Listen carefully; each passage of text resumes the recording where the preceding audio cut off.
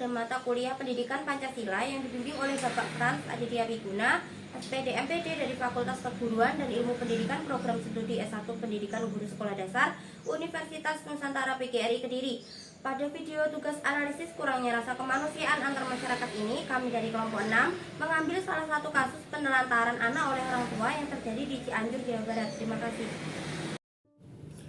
Kurangnya rasa kemanusiaan antar masyarakat adalah kondisi di mana individu atau kelompok tidak memperlakukan sesama manusia dengan layak, hormat, atau empati. Hal ini dapat mengakibatkan perlakuan diskriminatif, kekerasan, penindasan, atau perlakuan tidak adil terhadap individu atau kelompok berdasarkan ras, agama, gender, orientasi seksual, status ekonomi, atau faktor-faktor lainnya. Kurangnya rasa kemanusiaan ini bisa terjadi dalam berbagai situasi seperti konflik sosial, perselisihan antar kelompok, atau bahkan dalam interaksi sehari-hari. Penyebab kurangnya rasa kemanusiaan antar masyarakat bisa berasal dari beragam faktor, mulai dari ketidaktahuan, persepsi negatif terhadap kelompok tertentu, hingga penyimpangan dari nilai-nilai kemanusiaan dan empati. Selain itu, banyak faktor lain seperti ketegangan ekonomi, ketidaksetaraan sosial, politik, dan budaya juga dapat memperkuat kurangnya rasa kemanusiaan antar masyarakat. Dampak dari kurangnya rasa kemanusiaan dapat sangat merusak baik bagi individu maupun masyarakat secara keseluruhan. Secara personal, individu yang menjadi korban kurangnya rasa kemanusiaan dapat mengalami traumatisasi, penurunan harga diri, dan masalah kesehatan mental. Di tingkat yang lebih luas, kurangnya rasa kemanusiaan dapat memicu konflik antar kelompok, perpecahan sosial dan politik, serta merusak tatanan sosial secara keseluruhan. Penelantaran anak adalah di mana orang dewasa yang bertanggung jawab gagal untuk menyediakan kebutuhan memadai untuk berbagai keperluan termasuk fisik, emosional, pendidikan, atau medis. Penelantaran anak merupakan suatu tindakan di mana orang tua tidak mampu menjalankan kewajibannya dalam memenuhi setiap hak-hak anak. Adanya penelantaran anak serta pengabaian hak dan kewajiban pihak yang menjadi korban merupakan suatu indikator adanya tidak seimbangan dalam tanggung jawab anggota masyarakat, dan semacam ini manusia tidak dilindungi secara baik. Penelantaran anak dalam konteks hukum Indonesia sangatlah tidak dibenarkan karena bertentangan dengan aturan hukum yang bertuang pada Undang-Undang Nomor 23 Tahun 2002, Undang-Undang Republik Indonesia.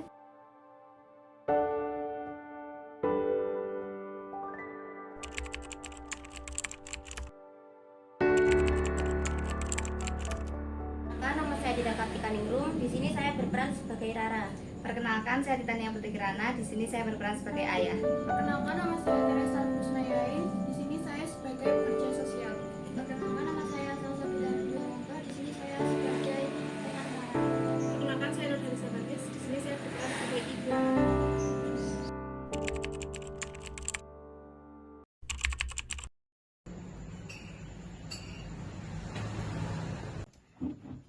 Mas, kamu tuh nggak pernah membantu. Aku capek menanggung semuanya sendiri. Aku sudah lelah bekerja keras. Kamu bisa merawat dirimu sendiri. Kenapa ayah dan ibu selalu bertengkar? Kenapa kalian tidak pernah memperhatikanku lagi? Kamu itu beban, Rara. Aku sudah tidak bisa lagi merawatmu. Dia pasti bisa mengatasi dirinya sendiri. Aku merasa tidak diinginkan oleh ayah dan ibu.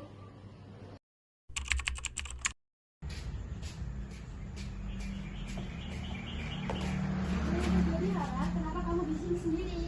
Tidak apa-apa. Coba ceritakan saja masalahmu. Ayah dan ibu selalu bertengkar. Mereka selalu bilang bahwa aku itu adalah beban. Tidak apa-apa, Rara. Aku ada di sini untukmu. Kamu tidak punya apa sendiri. Baiklah.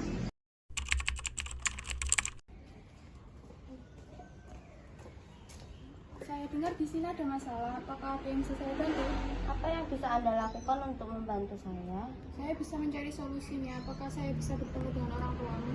Aku tidak yakin mereka mau untuk bertemu denganmu.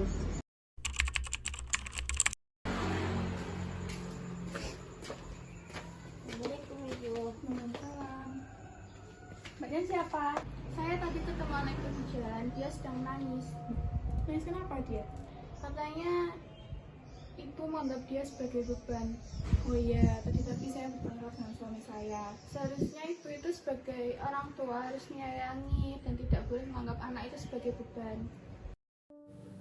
Dalam drama keluarga yang penuh konflik, penelantaran anak menjadi permasalahan yang serius dan membutuhkan penanganan yang serius juga. Melibatkan pihak seperti teman sekolah dan pekerja sosial dapat membuka jalan menuju solusi yang lebih baik untuk kehidupan anak yang terpinggirkan. Penyelesaian masalah penelantaran anak oleh orang tuanya merupakan masalah yang kompleks dan multifaktorial. Oleh karena itu, solusi penyelesaiannya juga harus bersifat komprehensif dan melibatkan berbagai pihak, mulai dari pemerintah, lembaga hukum, lembaga sosial, hingga masyarakat umum. Berikut adalah beberapa solusi penyelesaian masalah penelantaran anak, seperti yang pertama, peningkatan kesadaran masyarakat tentang pentingnya perlindungan anak. Peningkatan kesadaran masyarakat tentang perlindungan anak merupakan langkah awal yang penting untuk mencegah terjadinya penelantaran anak. Masyarakat perlu memahami bahwa anak merupakan individu yang memiliki hak dan martabat yang sama dengan orang dewasa. Anak berhak mendapatkan perlindungan dari kekerasan, eksploitasi, dan diskriminasi termasuk penelantaran. Pemerintah dan lembaga-lembaga sosial dapat melakukan berbagai upaya untuk meningkatkan kesadaran masyarakat tentang perlindungan anak, misalnya melalui sosialisasi, kampanye, dan pendidikan. Yang kedua, peningkatan akses terhadap pelayanan sosial dan ekonomi.